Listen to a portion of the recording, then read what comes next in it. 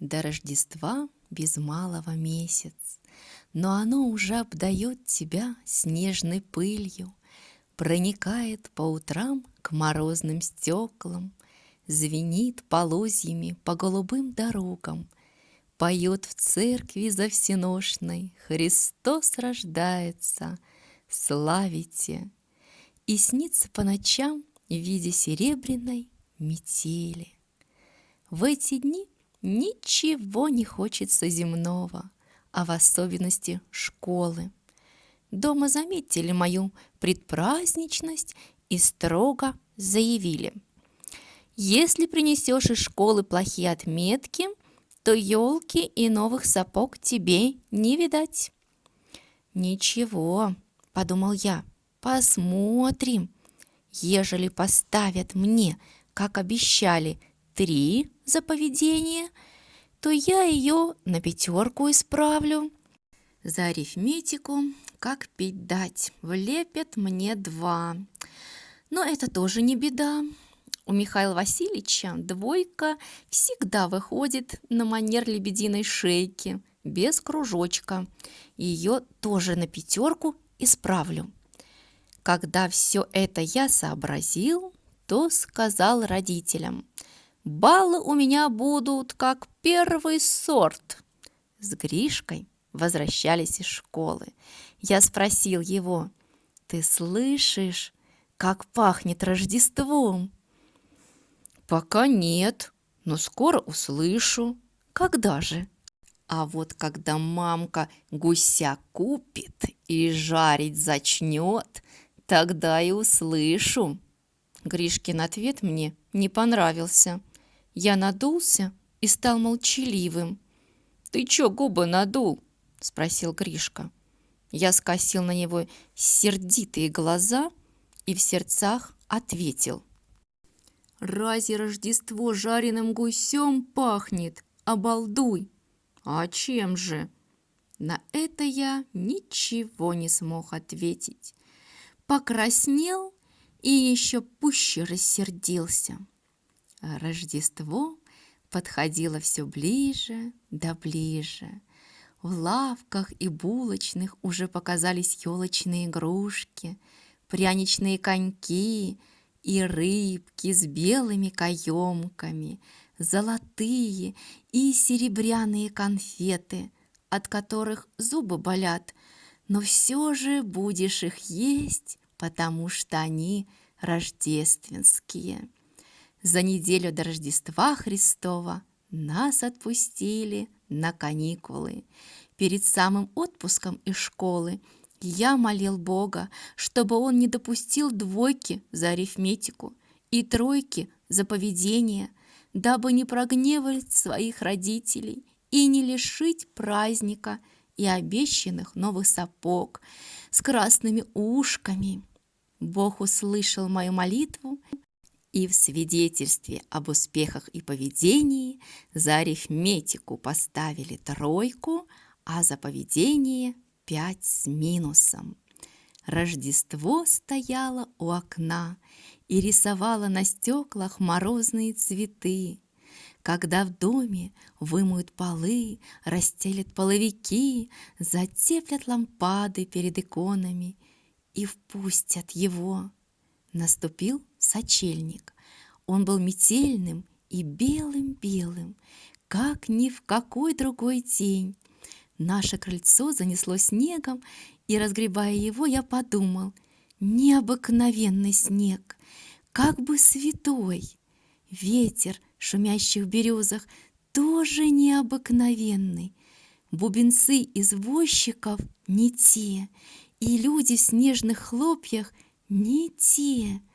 По сугробной дороге мальчишка в валенках вез на санках елку и как чудной чему-то улыбался. Я долго стоял под метелью и прислушивался, как по душе ходила веселым ветром самое распрекрасное и душевное на свете слово — Рождество.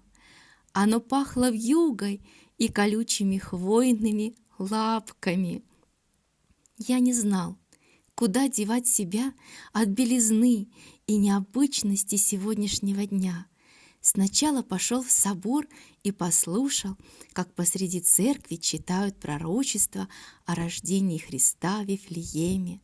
Потом пошел по базару, где торговали елками, подставил ногу проходящему мальчишке, и оба упали в сугроб.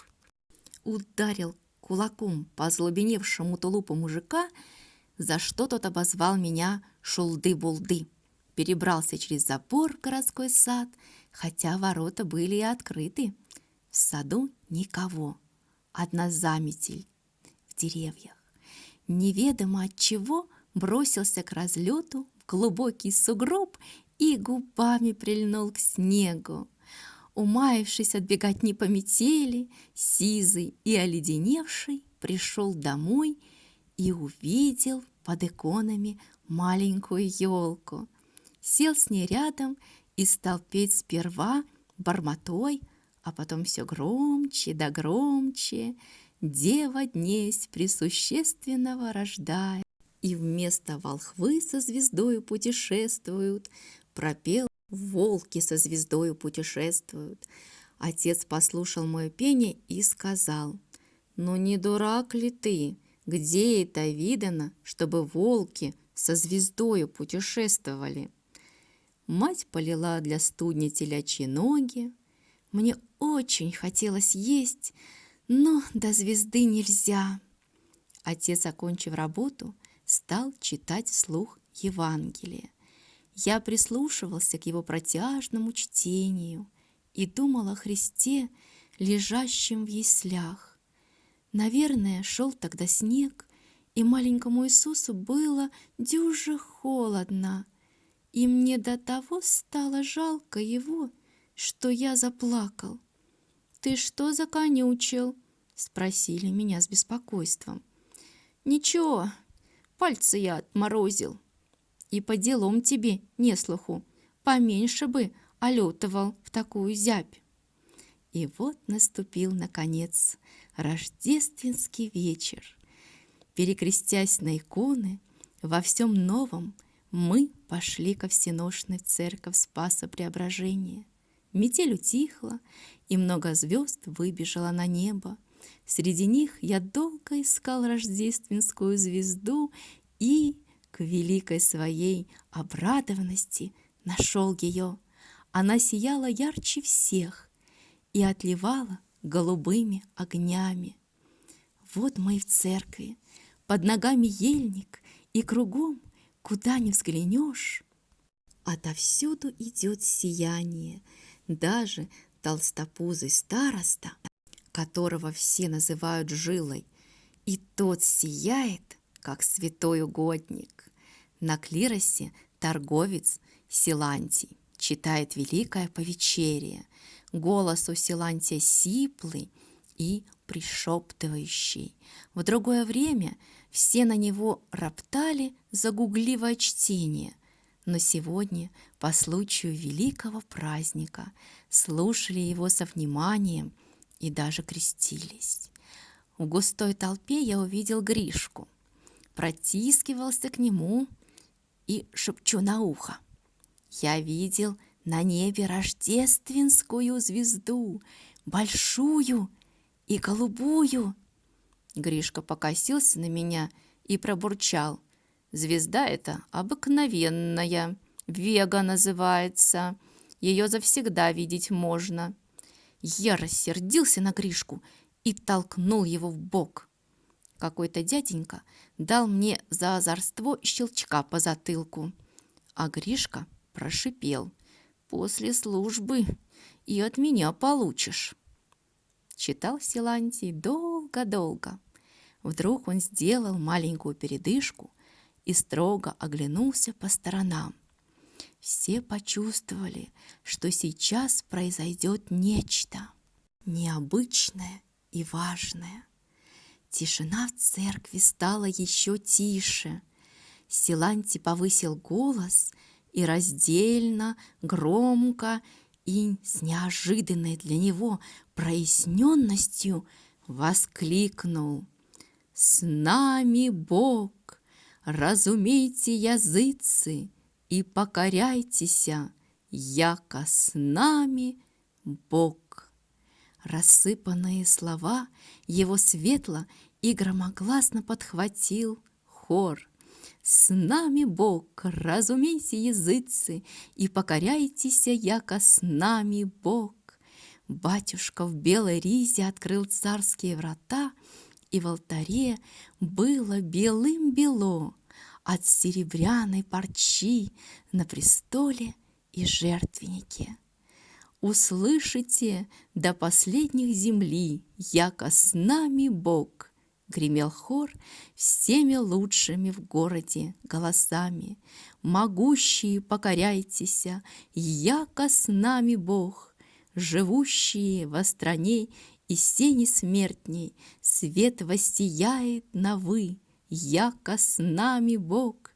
Яко отроче родился нам Сын, и дадися нам, яко с нами Бог, и мира его несть предела, яко с нами Бог». Когда пропели эту высокую песню, то закрыли царские врата, и Силантий опять стал читать. Читал он теперь бодро и ясно, словно песня, только что озвучавшая, посеребрила его тусклый голос. После возгласа, сделанного священником, тонко-тонко зазвенел на клиросе камертон, и хор улыбающимися голосами запел: «Рождество Твое, Христе Боже наш». После рождественской службы дома зазазорили, по выражению матери, елку от лампадного огня. Елка наша была украшена конфетами, яблоками и розовыми баранками. В гости ко мне пришел однолеток мой, еврейчик Урка. Он вежливо поздравил нас с праздником, долго смотрел ветхозаветными глазами своими на наряженную елку и сказал слова, которые всем нам понравились.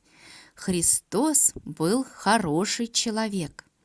Сели мы с Уркой под елку на полосатый половик, и по молитвослову, водя пальцами по строкам, стали с ним петь: «Рождество Твое, Христе Боже наш».